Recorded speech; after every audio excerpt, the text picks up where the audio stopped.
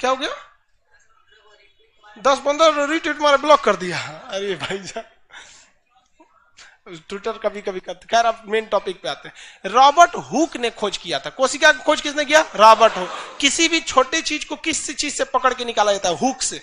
देखते हैं कोई कोई छोटा चीज हो जाता है, उसे किस चीज से निकाला जाता है? हुक से। कभी कभी कानून में खोटी उटी हो जाता है तो डॉक्टर से नहीं, वो हुक से निकाल देता है, वो रख ले रहता है चिमटा। तो उसी तरह छोटी चीज को किससे निकाला जाता है? हुक से। तो याद कैसे रखेंगे? कोशिका की खोज रॉबर्ट हुक, रॉबर्ट हुक। लेकिन जीवित कोशिका की खोज Antony von Leeuwenhoek, Antony von Leeuwenhoek. बस हॉक याद रखिए ना, हुक हॉक। खोज मरल कोशिका खोज हुक, जीवित का Antony von Leeuwenhoek, Antony von Leeuwenhoek, Antony von Leeuwenhoek. इन्होंने देखा कि शरीर की सबसे छोटी इकाई कोशिका है। कोशिका का अध्ययन साइटोलॉजी कहलाता है। कोशिका की खोज करता रॉबर्ट हुक थे, लेकिन जीवित कोशिका की खोज एंटोनी वॉन लीवेनहॉक ने किया था। लेकिन इन लोगों ने कोशिका खोज कर चले गए। अब लोगों ने पूछा कि भैया ये कोशिका का करना क्या है, तो किसी को कुछ पता ही नहीं कि करना क्या है। तब आए थे स्लाइडेन एवं स्वान, नाम था उनका स्लाइडेन एवं स्वान। उन्होंने कोशिका सिद्धांत दिया। पूरा नाम क्या दोनों लोग का? स्लाइडेन, स्लाइडेन एवं स्वान। स्लाइडेन एवं स्वान ने कोशिका का सिद्धांत दिया और कहा कोशिका के सिद्धांत में कि पूरा शरीर कोशिकाओं से मिलकर बना है। ये कोशिका जो है ये शरीर की इकाई है, इसी से कोशिका मिलकर बना है। जिस तरह से बुंदिया जो होता है, बुनिया, छोटा छोटा बुनिया सान के बना के और उसको गुलिया दीजिए तो क्या बन जाता है? लड्डू। क्या बन जाता है? लड्डू। वैसे ही छोटी छोटी लड्डू के लिए कोशिका क्या हो जाएगा? बुनिया। लड्डू के लिए कोशिका बुन, उसकी इकाई वही हो जाएगा। जिस तरह ये क्लासरूम किससे मिलकर बना है?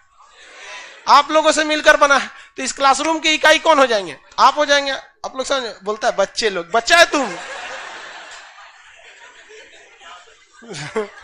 कह रहा है कि हम बच्चे लोग, ग्रेजुएशन में आ गया, हम बच्चे लोग।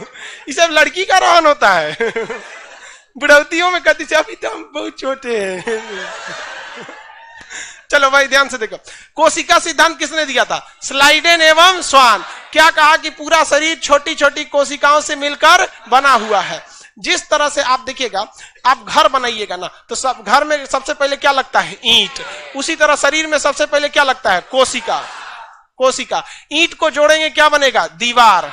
ईंट को जोड़ेंगे तो दीवार। भाई बिना ईंटे का दीवार बन जाएगा? नहीं। तो देखिए दुनिया हमेशा मेन चीज को याद रखती है।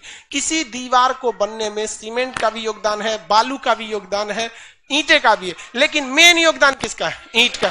मेन योगदान ईंट का। तो उसी तरह जब कोशिकाओं को मिलाते हैं तो क्या बन जाता है? उत्तक, टिश्यू। उत्तक यानी टिश्यू।